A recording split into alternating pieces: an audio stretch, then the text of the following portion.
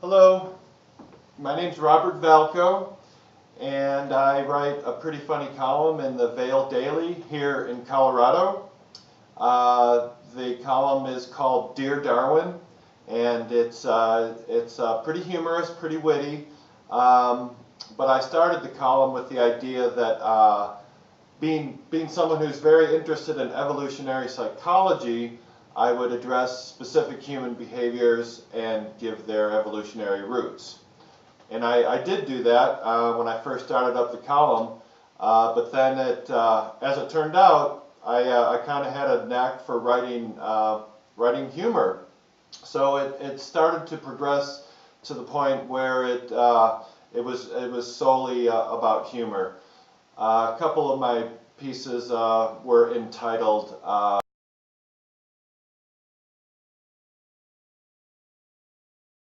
and another one listed the advantages of dating a Cro-Mag or a Neanderthal.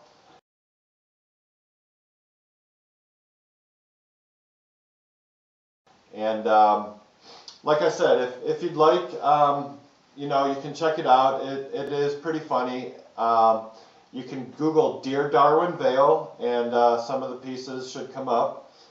But I've actually not written any new pieces in a pretty long time because I took a very long hiatus to start writing a book.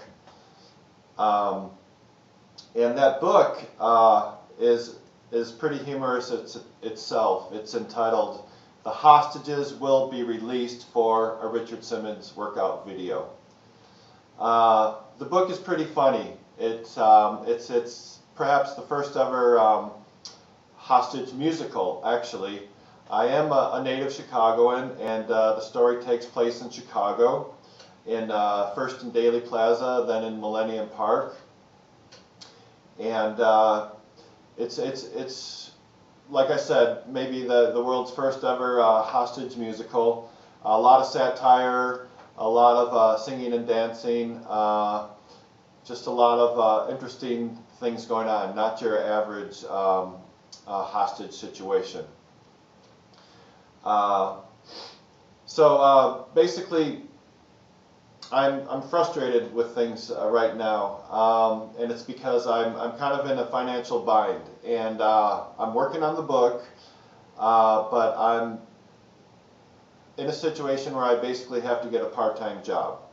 So I barely have enough time to work on the story with my current full-time job. I work as a substance abuse counselor at a prison here in Colorado, and I'm sort of an entry-level counselor. So to keep my job, I basically have to become a certified counselor.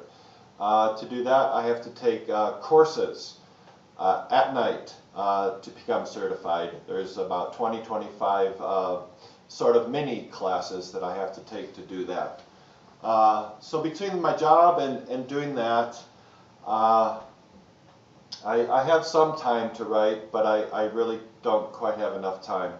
And then on top of that, if you add the fact that I have to get a part-time job, I will virtually have no time to write. The reason this is so super frustrating for me is because I apparently have a knack for writing, especially writing humor. I know this because up in Aspen, they have what's called the Aspen Summer Words Festival every June. And I've attended that a couple of times, and I've met with literary agent Rob Spillman of Tin House. And he read the first 10, 15 pages of this book, and he really liked it. He said that I write like Tom Robbins. Yeah, he really said that. So he liked it. He wants to see it when it's done. And I'm sure I will finish it eventually. If I can avoid getting a second job, though, I will finish it much more quickly. I'm also writing the story up as a screenplay. So between the two, the novella, the book form is going to be a novella, and then, like I said, the screenplay. But between the two, I have a lot of writing to do. And with taking classes and working part-time and full-time, I will virtually have no time to write. So I'm seeking funding so that I don't have to get a part-time job.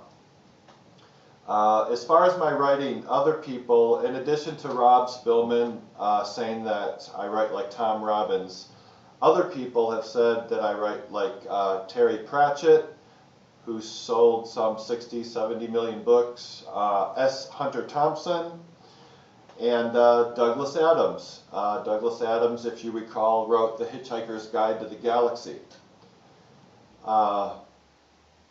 So yeah, the story itself is about a couple of different things. I guess the biggest thing is that our species can't truly have free will until we know what our genes want us to do, until we know the directions they want us to go in. Our genes want us to be greedy, lustful, revengeful. They want us to be selfish. They want us to be jealous. They want us to be racist. And until we step outside the vortex that has accumulated over the last 7 million years during our evolutionary upbringing, we won't be able to truly have free will. There's so much that comes out of what our genes want us to do, and until we identify and really have those instincts really committed to memory, we can't always know why we feel like cheating in a relationship, or why we want to act in greedy ways or act in racist ways. So that's the ultimate take-home message. Otherwise, like I said, there's a lot of humor in it. It addresses some issues related to how psychiatric intervention and psychiatric medication can sometimes be more harmful than good. Even though I think there's a lot of good that comes out of psychiatry and the meds, sometimes things go wrong, and sometimes lives are ended because of that, and other times people's lives are just really screwed up. Overall, I think psychiatry can help people. But nonetheless, there are times when things just don't go right. So as far as the book and the humor, I'm going to read the first page here and give you a sample of what my writing is like. And then up on the website, I will allow people to read the first 5 pages of the book. Okay, so once upon a pharmacy, a man stood below a winged guardian of a jeweled city. Towers soared from its bedrock, spikes on the curve of a blue and white marble floating in a galaxy known as the Milky Way. The galaxy, a button among billions of buttons on the fabric of the space-time continuum, contains 400 billion stars and swirls in a universe that contains billions of other galaxies, each with billions of stars. This, and what appears to be, if some astrophysicist calculations are correct, a cosmos that contains billions of universes. But if other notions are correct, those of the quantum physicists, such as Max Planck and John Wheeler, Wheeler was a former colleague of Einstein's, none of it actually exists. Oh, the physical universe exists, but only because we exist. Take us sentient beings out of the picture and it all falls apart. This state of affairs, the likelihood that the universe exists only because humans and other life forms manifest it, inspired Albert Einstein to say, "I'd like to think the moon is there when I'm not looking at it." Chicago was the birthplace of Ralph Dozier. He was 5'6", in his 30s, and suffered from erectile dysfunction.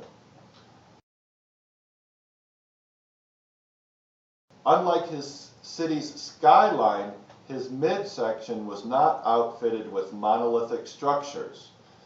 This was a tiny problem for him. On the brighter side of things, he had a robust interest in evolution, anthropology, and psychology, and read extensively on those subjects. He was fascinated by the lineage of human ancestors that led to modern man, Homo habilis, Homo erectus, archaic Homo sapiens, etc. A certain female friend of his also did a lot of reading, mostly about inflatable things and Viagra. The combination of his interests and shortcoming may have been the wellspring for her nickname for him, Homo non erectus. But alas, her indignation toward him did not go unrequited.